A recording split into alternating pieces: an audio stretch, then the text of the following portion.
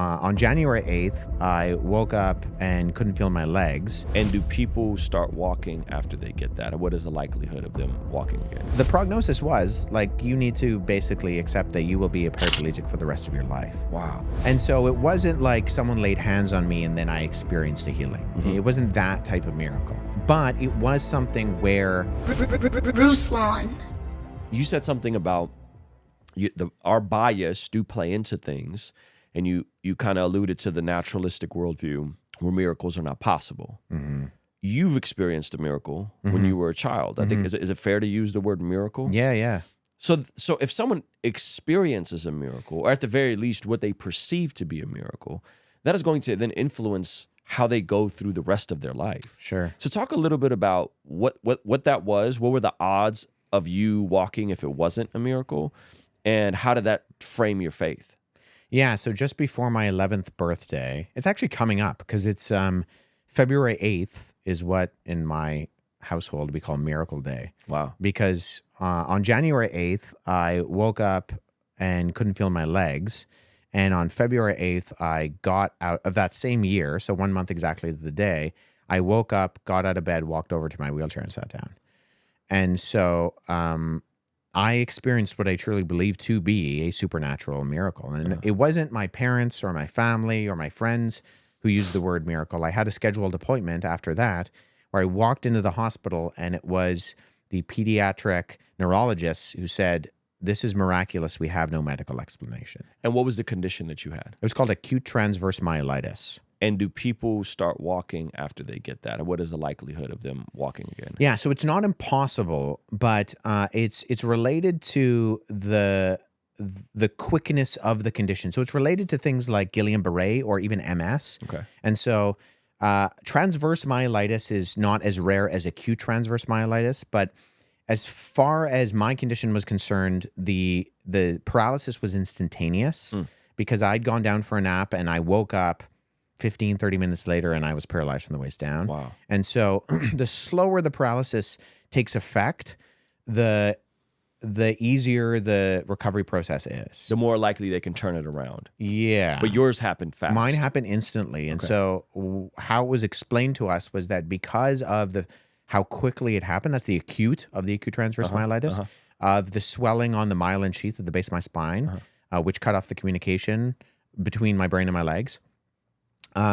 Because that happened so quickly, the chances of there actually being some recovery, never mind a reversal, was slim to none. Wow. So the prognosis was, like, you need to basically accept that you will be a paraplegic for the rest of your life. Wow. So there was some chance that I would be able to, say, walk with a walker, but the feeling in my legs would never actually recover fully.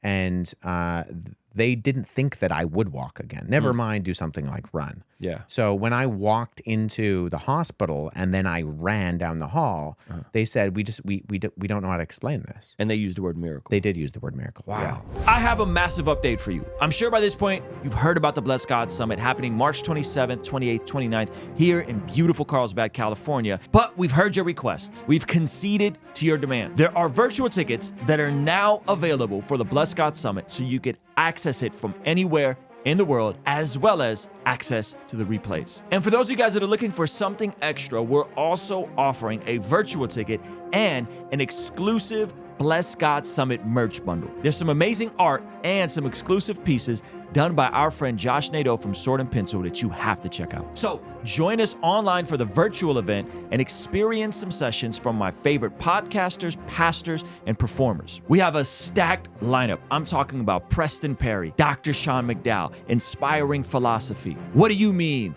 Lila Rose, Alan Parr and his wife Jen Parr. We even have Nate Sala from Wise Disciple, Gavin Ortland, David Wood, Avery from God Logic Apologetics. And on the pastoral side, we have my friend Daniel Golding, Pastor Ed Newton from CBC in San Antonio, and my personal pastor from Rhythm Church, Pastor Jeff Moores, and his wife, Erin Moores. You won't want to miss out from amazing performances from America's Got Talent winner Dustin Savella, Billboard charting hip-hop artist John Keith, and Miles Minnick. And we're still finalizing a few more speakers. So head over to blessgod.shop, get your virtual ticket now, and you can get yourself a bundle with some of the exclusive merch as well. I'll see you over there, all right? Peace. And they were not believers. Yeah. That's incredible. Yeah. Did you pray for healing, or did your family ever pray for healing? No. Interesting. Well, so I should caveat that. Yes and no. So my parents told me years later that they never actually prayed that I would be healed. Okay. They prayed that God would be glorified in the midst of what was happening, which, I said to them when they told me that, thanks, Mom. I really appreciate you. You should have prayed for healing too. Yeah. So, but I mean, I have no doubt that there were people praying for me to be healed. Friends, family. Yeah. That around the world, because, I have a large missionary family. There are people all over the place. And so it wasn't like someone laid hands on me and then I experienced a healing. It wasn't that type of miracle. But it was something where I was paralyzed and we had accepted that I would be paralyzed. And then I was not paralyzed anymore. And so, that all happened within a month? Yeah, 30 days. And one of the major things was that not only was there no evidence of the swelling on my spinal cord, but there was no evidence of muscle atrophy. So I had no kind of negative degradation from not using my legs. And I could not feel them, like nothing. And there was no negative, no muscle atrophy, meaning your muscles deteriorated because you weren't using your legs for a month. Yeah, nothing. Wow. Yeah. That's phenomenal. Yeah, it was as if nothing happened. And of course, like you said, that's going to influence. Absolutely. And part of that was in my own sort of faith journey was figuring out, okay, something happened that the medical professional said we can't explain. And I knew that my parents had raised me to believe something, but it was getting to the conclusion of, okay, well, how do I then conclude that God is real and Jesus is the Son of God, stepped out of eternity into humanity in the second person of the Trinity? Like, can I make that leap? Or is it Allah? Or is it, the God of the Book of Mormon? Or is it, the Buddha's path to enlightenment? Right. I actually seriously took that journey into effect because I realized that my parents raised me to believe something, but I figured that it wasn't a bad reason to take their word for it and believe it. I don't think it is. I think, I pray that my children will take my word for it when I tell them that Christianity is true, that that's a true worldview. Yep.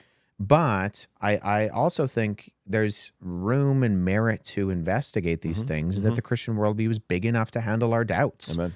That the same God who wrote Psalm 22, my God, why have you forsaken me?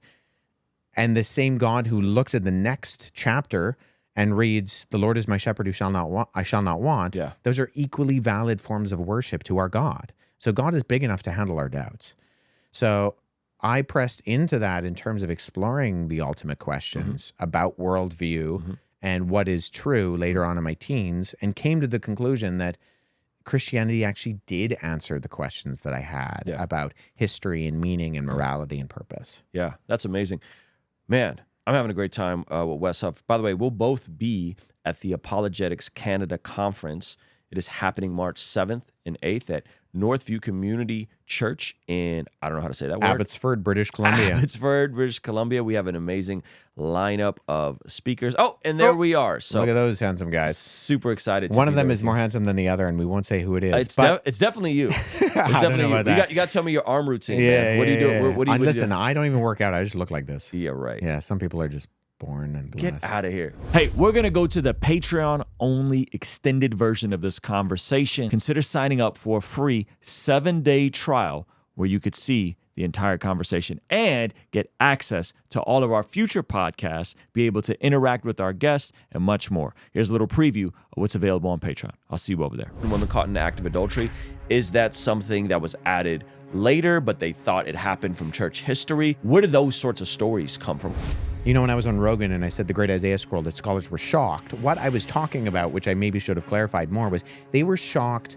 What would it take for you to believe that one of your siblings was God incarnate? Oh, I mean, he would have to. Ruslan